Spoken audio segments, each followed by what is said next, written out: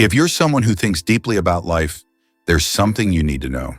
While others seem perfectly happy with small talk and shallow connections, you're the one lying awake at 3 a.m., mind racing with questions that don't have easy answers. You see things others miss, you feel things others ignore, and it tires you out. Everyone's told you the same thing. You're too sensitive. You overthink everything. You need to be more like everyone else. But here's what the psychology research reveals, and what I'm about to prove to you. What if everything you've been taught about deep thinking is completely wrong? What if your deep thinking mind isn't broken, but actually works exactly as it should? I know that sounds crazy right now. You've spent years believing your deep thoughts are your problem. But psychology shows us there's a reason you feel like a mirror that makes people uncomfortable. There's a reason certain people drain your mental energy. There's a reason society pushes back against deep thinkers. And by the time we come back to this moment, you, wide awake at 3 a.m. with your racing thoughts, you'll understand your psychology completely differently. You'll discover your deep thinking isn't a flaw. It's how your mind is supposed to work. Let me show you what the science reveals.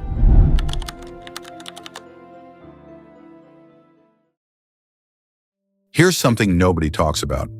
When people reject you for thinking too deep, it's not because you're wrong, it's because you're right, and that scares them.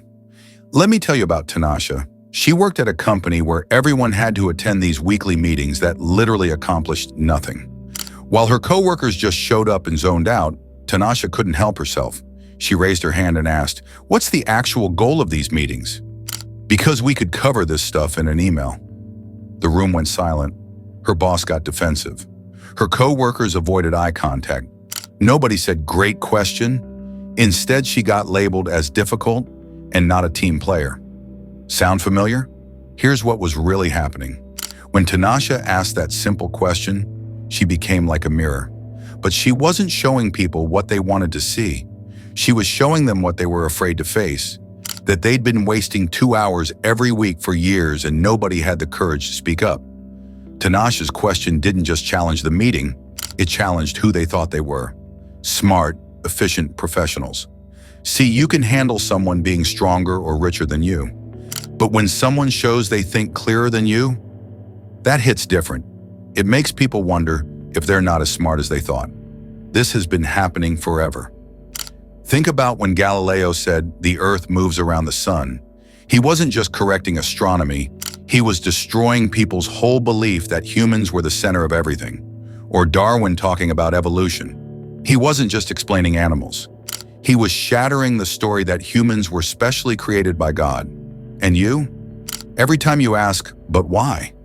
when everyone else just accepts, "Because that's how it is," you're doing the same thing Tanasha did. You're holding up a mirror that shows uncomfortable truths.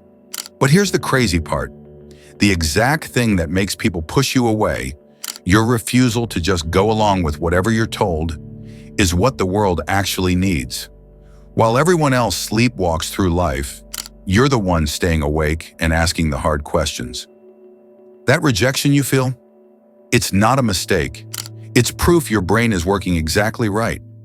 When people get threatened by how deep you think, they're not really rejecting you. They're protecting their own small view of the world from the earthquake of your awareness. So next time someone gets uncomfortable with your questions, remember Tanasha's story.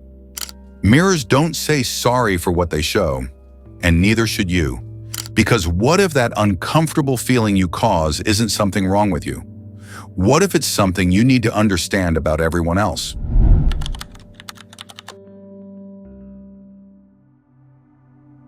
Remember Tanasha's mirror moment? Well, that uncomfortable silence she created was just the beginning. Because when you're a deep thinker who sees through the surface of things, you don't just reflect people's hidden truths, you become a magnet for something much more draining. Let me introduce you to Marcus. He's that guy everyone comes to when they're having a crisis. His phone buzzes at midnight with texts like, "I need to talk," and "Can you help me figure this out?" Marcus always says yes because he genuinely cares. But here's what he didn't realize. He was being slowly drained by emotional vampires.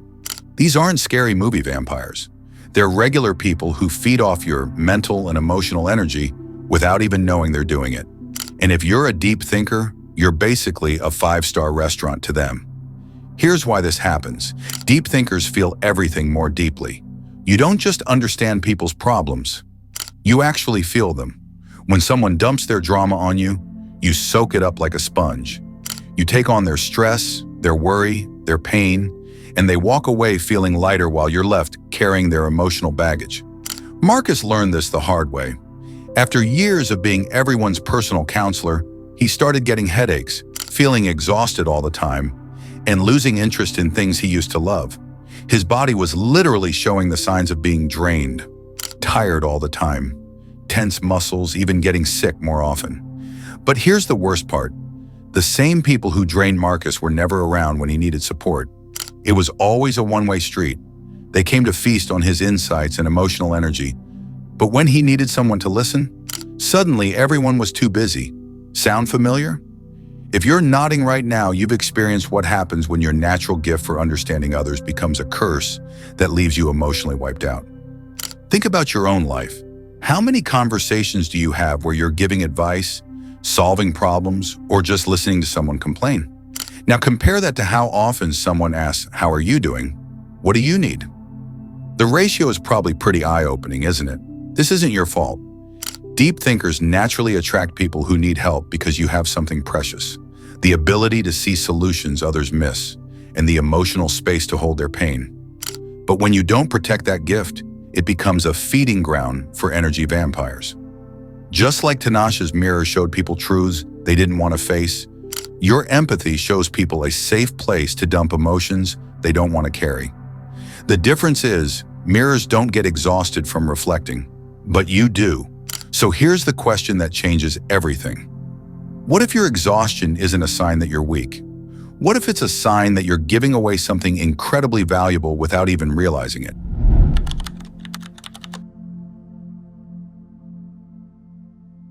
So far, we've seen how Tinashe's mirror showed uncomfortable truths and how Marcus got drained by emotional vampires. But here's what's really crazy. This isn't just happening to you personally. The whole system is set up to keep deep thinkers like you quiet. Let me tell you about David. He was a teacher who noticed something strange. His students were really good at memorizing facts for tests, but they couldn't think for themselves. When he asked them simple questions like, "Why do you think this happened?" they just stared at him with blank faces. So David started changing his lessons. Instead of just giving answers, he asked more questions. He got his students thinking, arguing, really digging into ideas. And guess what happened? His students started loving learning again. They got excited about figuring things out for themselves. But then the principal called him in. "David," she said, "your test scores are dropping. You need to stick to what we're supposed to teach." When David explained that his students were actually learning to think, she cut him off. "We need good test scores, not deep thinking." David had run straight into what I call the system's allergy. Just like your body fights off things it thinks are dangerous, our society fights off deep thinking. Think about it. Your school taught you to memorize and repeat, not to question and explore. Your job rewards people who follow orders, not those who ask, "Why are we doing this?" The news gives you quick headlines, not deep explanations. Social media rewards posts that get quick likes, not ones that make people think hard. This isn't an accident, it's done on purpose. Here's the thing that'll blow your mind. The system actually fears people like you. Because when you think deeply, you start seeing what's broken. You notice when things don't make sense. You ask questions that make people uncomfortable, and that threatens everything. Remember how Tinashe's simple question about those useless meetings made everyone defensive? That's because deep thinking spreads.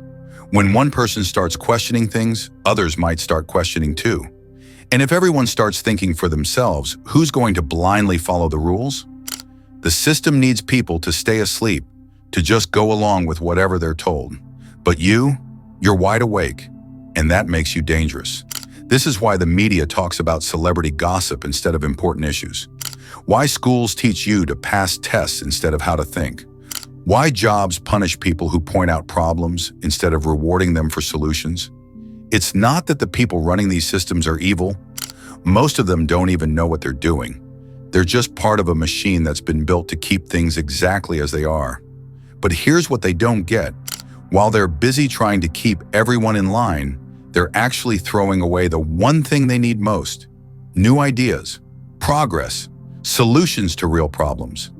Just like Marcus was giving away his precious emotional energy without knowing how valuable it was, our society is pushing away its most valuable resource: people who can think deeply and see clearly. So when you feel frustrated because you can't just go with the flow like everyone else, remember this: you're not broken, you're not difficult, you're not too much. You're exactly what the world needs. You're just living in a system that's allergic to its own cure. The question is, what are you going to do about it?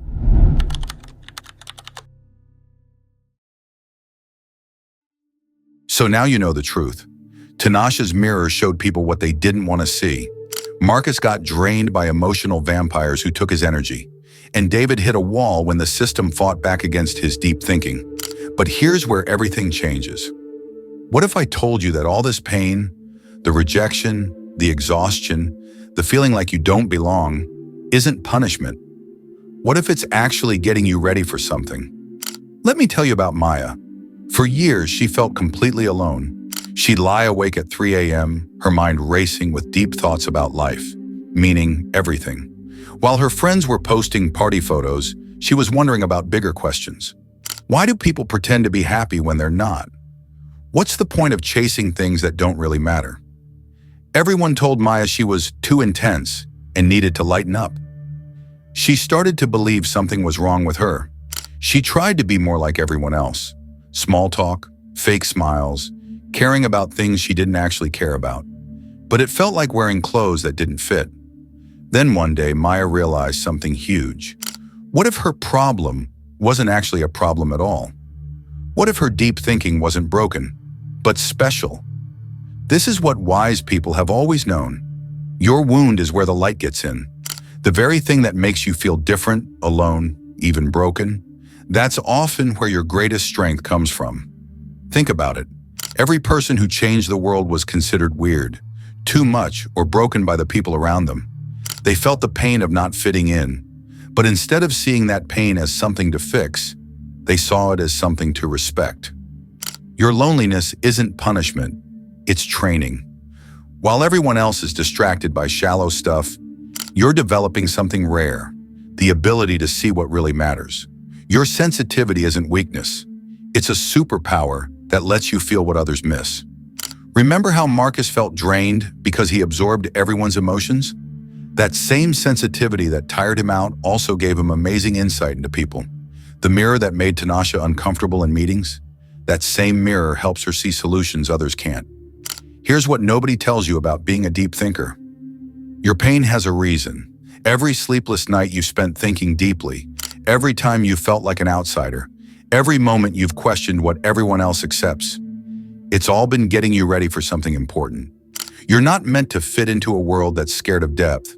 You're meant to change it. But here's the key. You have to stop saying sorry for who you are. You have to stop trying to dim your light to make others comfortable. You have to embrace what makes you different instead of hiding from it. This is about becoming who you really are instead of who others want you to be. It's scary because it means standing alone sometimes, but it's also the most powerful thing you can do. When you embrace your real self, the deep thinker, the question asker, the one who sees what others miss, something magical happens. You stop being the victim of your sensitivity and start being the hero of your own story. The same qualities that made David a problem teacher made him the one teacher his students never forgot. The same depth that isolated Maya became the foundation for real connections with people who valued honest conversation. Your wound isn't something to heal from, it's something to heal with. So what if the very thing that makes you feel broken is actually what makes you whole? What if your difference isn't your weakness, but your calling?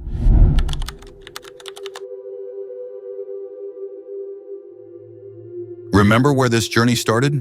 Tinashe holding up that mirror, Marcus getting drained by energy vampires, David hitting the system's wall. Maya discovering her wound was actually her gift. Now comes the part that changes everything. What happens when you stop hiding who you really are? Let me tell you about Alex. For years, he played the game perfectly. At work, he nodded along in meetings, even when ideas were terrible. On social media, he posted what got likes, not what he actually thought. With friends, he laughed at jokes that weren't funny and pretended to care about things that bored him. Alex was exhausted from being fake, but he was scared of being real. What if people rejected the real him? What if he lost his job for speaking up? What if nobody liked who he actually was? Then one day, something changed. Alex was in another useless meeting when someone suggested a plan that would waste months of work. Instead of staying quiet like usual, Alex spoke up. "I think this idea has some serious problems. Here's what I see happening." The room went quiet. Alex's heart pounded.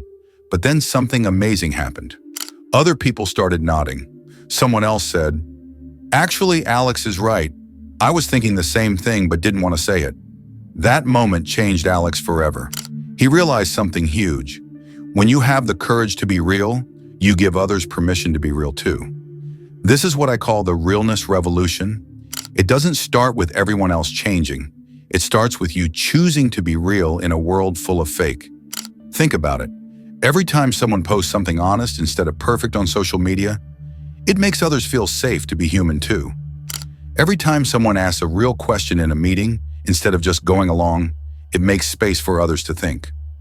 Every time someone admits they don't know something instead of pretending, it makes everyone smarter. Your realness isn't just about you. It spreads. It catches on like wildfire in a world hungry for something genuine. Remember how the system was allergic to David's deep thinking? That's because being real threatens fake systems. When you stop playing along with the shallow game, you show how shallow the game really is. But here's what's beautiful. You're not alone in this. There are millions of deep thinkers like you who are tired of pretending. They're waiting for someone to go first, someone to show them it's okay to be real. When Maya stopped saying sorry for her 3 a.m. deep thoughts and started sharing them, she found a group of people who had been thinking the same things. When Marcus set boundaries with energy vampires, he discovered friends who actually wanted to support him, not just drain him. The world doesn't need another fake person trying to fit in. It needs you, the real you, with all your depth, your questions, your uncomfortable truths, your sensitivity. Here's what nobody tells you. Your realness is a gift to everyone. Every time you choose truth over comfort, depth over shallow, real over fake, you're helping heal the world a little bit. You're not being selfish by being yourself. You're being generous. You're giving the world something it desperately needs, a glimpse of what's possible when someone has the courage to be fully human. This is your revolution, not with signs or protests, but with the brave act of being yourself in a world that wants you to be someone else. So stop waiting for permission. Stop waiting for the perfect moment. Stop waiting for someone else to go first. The world has been waiting for you, the real you, and it's time to show up. Because when you stop hiding your light, you don't just brighten your own path. You light the way for everyone else who's been stumbling in the dark, looking for someone brave enough to be real. Are you ready to start the revolution?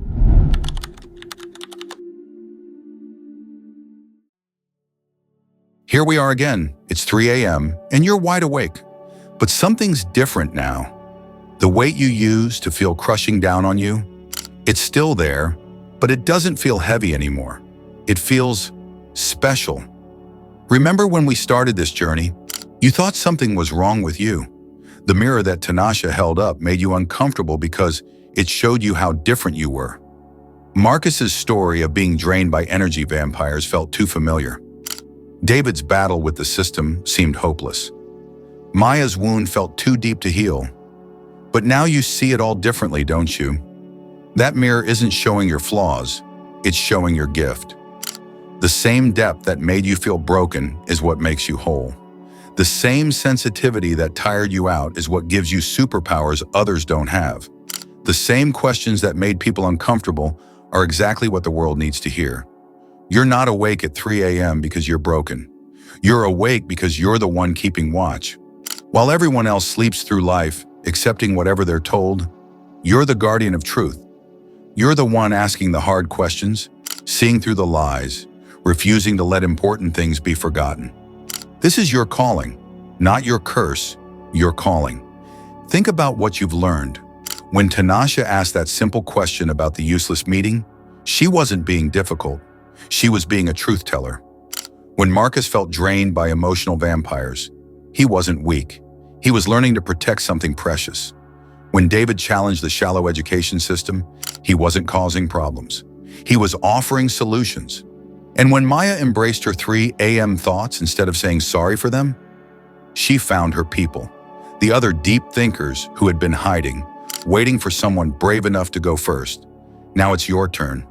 You see, the world is full of people pretending everything is fine when it's not. People going through the motions, following rules that don't make sense, staying quiet when they should speak up. They're sleepwalking through life, and they need someone to wake them up gently. That someone is you. Your depth isn't too much. It's exactly enough.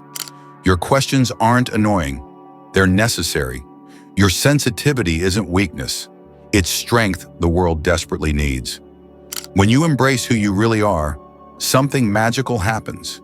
You give everyone around you permission to be real too. Your realness spreads. Your courage to be different inspires others to stop pretending. Remember Alex's moment in that meeting? When he finally spoke up, other people found their voices too. That's what happens when deep thinkers stop hiding. You don't just change your own life.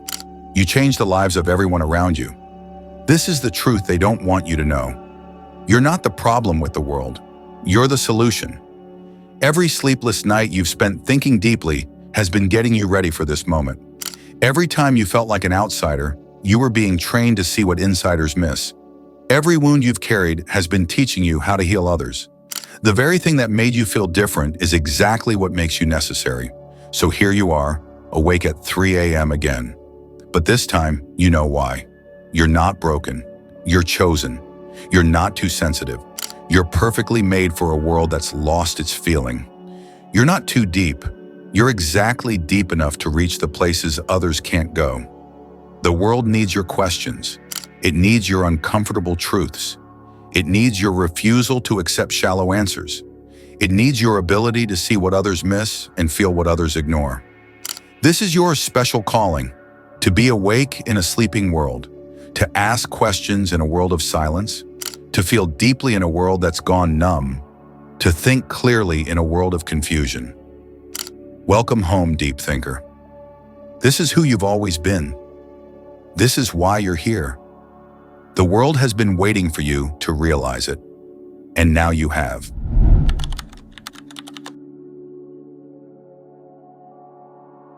So here we are again, you wide awake at 3 a.m., mind racing with deep thoughts.